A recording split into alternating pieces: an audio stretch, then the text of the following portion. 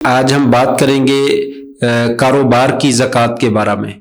انسان کاروبار کرتا ہے، کریانے کی دکان ہے، میڈیکل کا سٹور ہے، یا اسی طریقے سے اسپیئر پارٹ کی دکان ہے، کپڑے کی دکان ہے، جوتوں کی دکان ہے، کسی بھی قسم کا انسان جو ہے وہ کاروبار کرتا ہے، بزنس کرتا ہے، اور اس کے پاس مال جو ہے وہ موجود ہے، سال بھر آتا رہتا ہے، جاتا رہتا ہے، بکتا رہتا ہے، پرافٹ ہوتا رہتا ہے، تو اس کی زکوٰۃ دینے کا جو ہے وہ کیا طریقہ کار ہے؟ تمام کاروبار جو ہیں، تمام بزنس جو ہیں، ان کا طریقہ بالکل آسان ہے کہ جب آپ نے کاروبار شروع کیا ہے تو وہ 52.5 تولے چاندی کی قیمت کے برابر کم از کم ہو، تو تب ہم نے سال کا آغاز کرنا ہے۔ یعنی میں نے 4,70,000 روپے آج کل جو ہے وہ چاندی کا ریٹ چل رہا ہے، تقریباً 52.5 تولے جو چاندی ہے تقریباً 4,70,000 روپے کی آتی ہے۔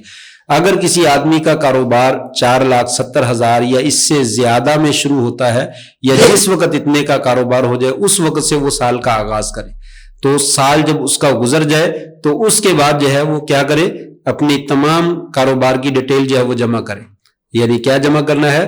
دکان، فیکٹری، کارخانہ جو کچھ بھی ہے اس میں دیکھے کہ کتنی مالیت کا مال جو ہے وہ پڑا ہوا ہے، اور پھر جو اس کے پاس پیسے موجود ہیں اس کے صندوق میں، گھر میں، بینک میں، وہ سارے کے سارے اس میں پلس کر لے۔ یعنی ایسے سمجھ لیجئے کہ 20 لاکھ روپے کا سامان جو ہے اس کی دکان یا کارخانے یا جہاں کہیں بھی وہ کاروبار کرتا ہے وہ موجود ہے، اور جو پیسے اس کے پاس موجود ہیں 10 لاکھ اس کے پاس پیسے بھی موجود ہیں، تمام جمع کر کے تو 20 اور 10 30 ہو گئے۔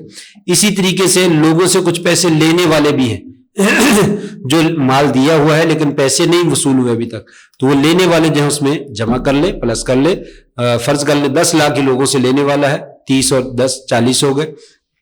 اسی طریقے سے جو مال لوگوں سے خریدا ہوا ہے لیکن ابھی پیسے ادا نہیں کیے، تو ان کے پیسے جو ہے وہ مائنس کر دے، جو انسان کے ذمہ قرض ہے وہ اس میں سے مائنس کر دے۔ 40 لاکھ ہے، فرض کر لیں 10 لاکھ روپے قرض انسان کے اوپر موجود ہے، تو 10 لاکھ مائنس کر دیں، باقی 30 رہ جائے گی۔ اس 30 لاکھ روپے کی زکوٰۃ جو ہے انسان ادا کر دے، ہر لاکھ روپے کے اوپر 2,500 روپے، تو گویا کہ ٹوٹل جو ہے وہ ہماری اماؤنٹ 30 لاکھ روپے بنی ہے۔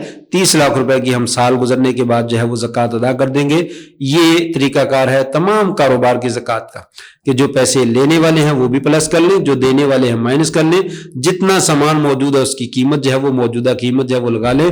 ان سب چیزوں کو جمع کر کے انسان جو ہے وہ آسانی سے جو ہے وہ زکوٰۃ ادا کر دے، اور یہ زکوٰۃ دینے سے برکت ہوتی ہے اور انسان کو خوشی خوشی دینے چاہیے۔ اس میں ایک بات لازمی یاد رکھ لیجئے، صرف پرافٹ کی زکوٰۃ نہیں دینی، صرف راس المال کی زکوٰۃ نہیں دینی، بلکہ دونوں کی زکوٰۃ دینی۔